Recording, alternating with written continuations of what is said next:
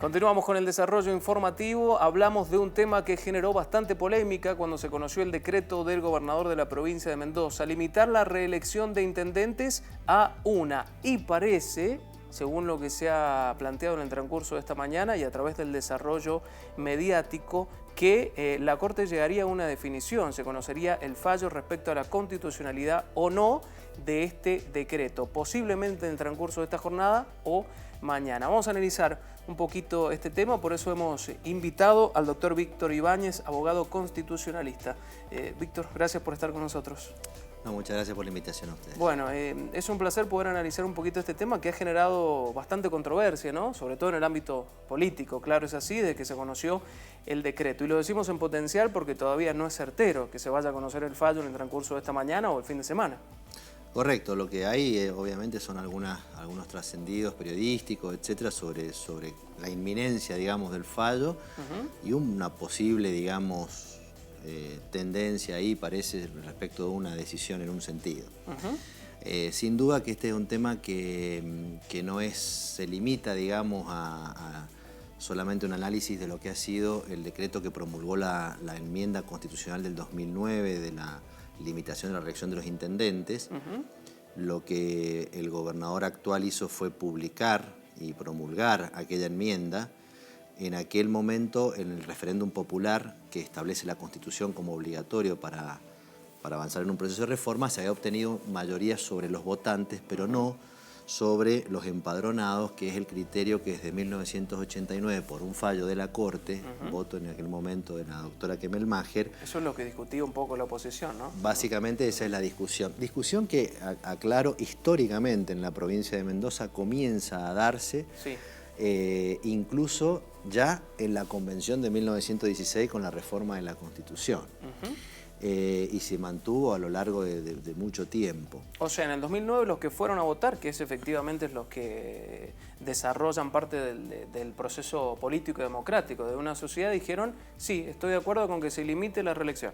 Correcto. Lo que sucede es que esa mayoría no alcanzó a más de la mitad computable sobre el padrón electoral. Bien. Esta discusión, como le digo, tiene muchísimo tiempo.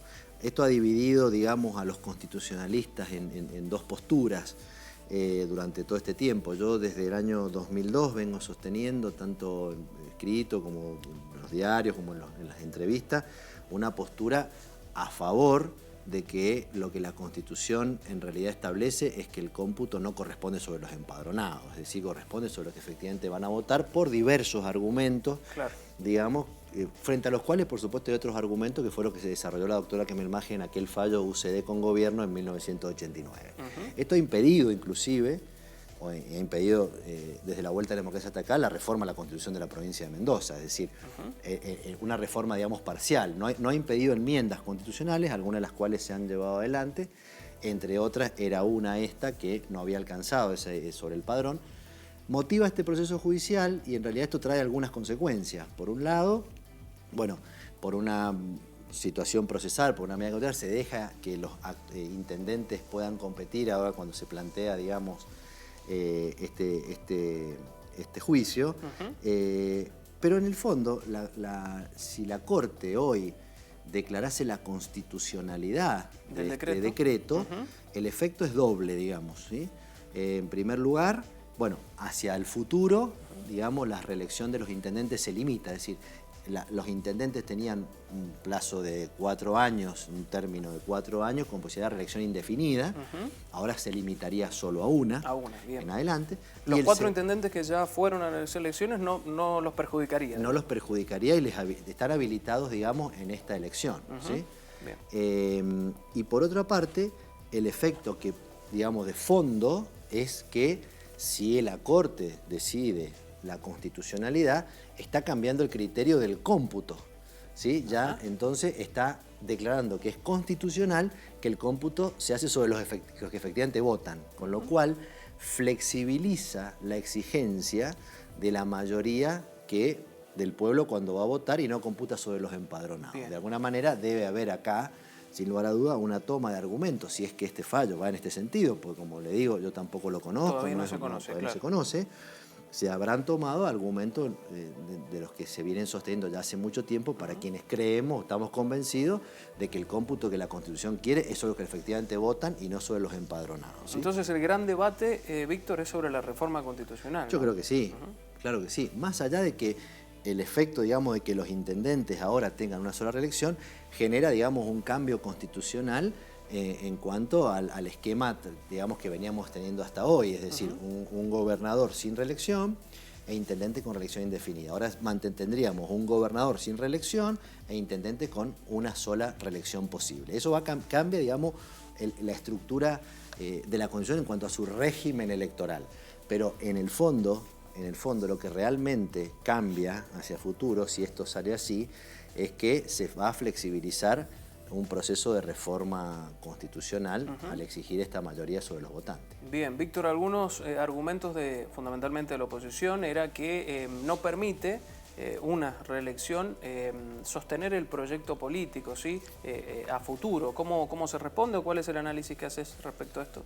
Bueno, mire, esto en realidad tiene distintas aristas como para analizarlo, pero básicamente cuando se sostiene que un proyecto político no puede continuar y se toman, digamos, mandatos de determinada cantidad de años, uno podría preguntarse, bueno, ¿con cuántos años realmente un proyecto político se puede desarrollar, ¿no? La primera pregunta, porque uno puede decir, por ejemplo, bueno, se necesitan 5 años, 8, 10, 12, 4, 5.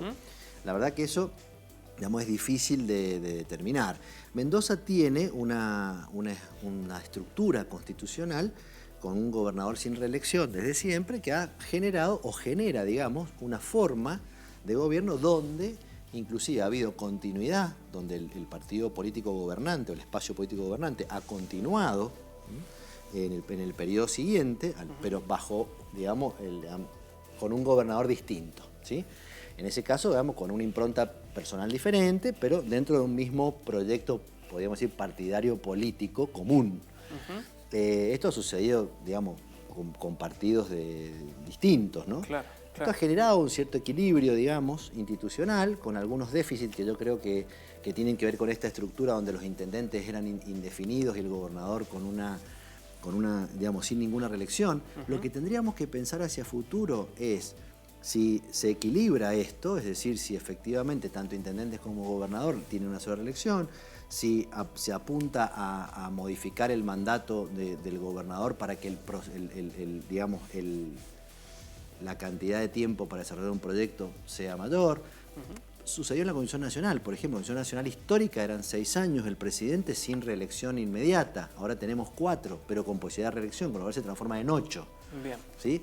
Y después un universo, digamos, en las provincias, en las condiciones provinciales, donde tenemos desde posibilidad de reelección indefinida, que ha generado consecuencias en algunos casos negativas, ¿sí? Estamos hablando del Ejecutivo, algunas con una sola reelección, es decir, es un análisis que tenemos que dar, es un debate que se va a dar, o se tiene que dar en algún momento, se ha dado. Lo que sucede es que se da siempre en el marco de que parece que la Constitución de Mendoza solo debe ser reformada o merece su reforma en torno al Ejecutivo, cuando en realidad la Constitución de Mendoza es de 1916. Es decir, usted piense que en 1916 estábamos en la Primera Guerra Mundial, el 30% del padrón era extranjero, no votaban las mujeres, es decir, una Constitución para una provincia de hace más de 100 años. Entonces la Constitución merece una reforma. Ahí está el debate, ¿no? Ahí está el debate. Víctor, gracias por estar con nosotros, muy amable. A ustedes.